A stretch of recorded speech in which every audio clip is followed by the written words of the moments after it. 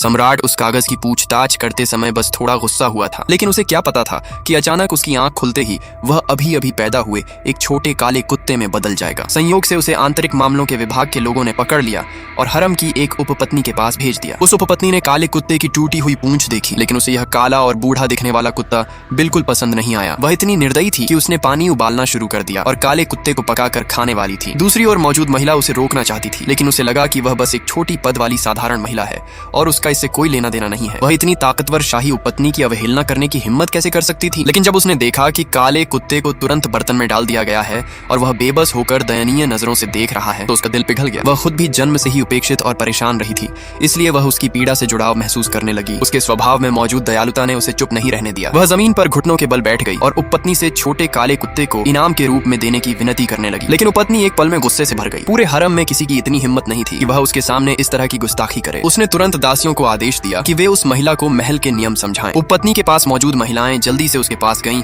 और उसे समझाया कि उसे ऐसे व्यक्ति से परिचय क्यों रखना चाहिए जिसने सम्राट का पक्ष खो दिया है। अगर यह बात सम्राट तक पहुंच गई तो उपपत्नी की प्रतिष्ठा को नुकसान पहुंचेगा। उन्होंने उसे भरोसा दिलाया कि उसे डरने की जरूरत नहीं है, क्योंकि मालकिन तानफई कुत्ते पालती हैं और ये जानवर उसे इनाम में दे देंगी। उपपत्नी के जाने के बाद वे महिलाएं खास तौर पर उस महिला को समझाने आईं कि उसने सिर्फ एक कुत्ते के लिए उपपत्नी को नाराज कर दिया है। उपपत्नी बेहद निर्दयी और बेरहम थी और बदला लेने का कोई मौका नहीं छोड़ती थी। भविष्य में महल में उसे हर कदम बहुत सावधानी से रखना होगा। लेकिन महिला ने सोचा कि अगर वह किसी की जान बचा सकती है तो थोड़ी तकलीफ सहना कोई बड़ी बात नहीं है। हालांकि उसने कभी नहीं सोचा था कि जिस छोटे काले कुत्ते की उसने जान बचाई है वही इस राजवंश का सम्राट है। भविष्य में वही उसकी किस्मत को पूरी तरह बदल देगा। इसके बाद महिला छोटे काले कुत्ते को अपने रहने की जगह पर ले गई। सामने का दृश्य देखकर सम्राट भी दंग रह गया। उसे